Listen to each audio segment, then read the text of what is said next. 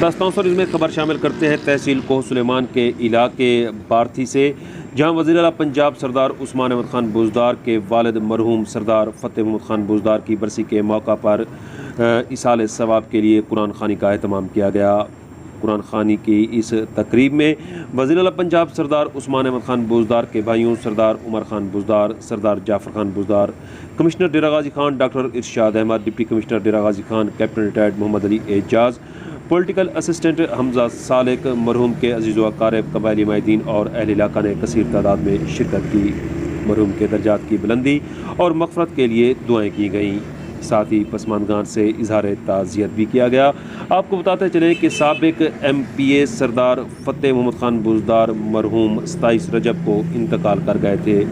آج ان کی برسی کے موقع پر قرآن خوانی کا اہتمام کیا گیا تھا، جس میں اہل علاقہ نے کثیر تعداد میں شرکت کی۔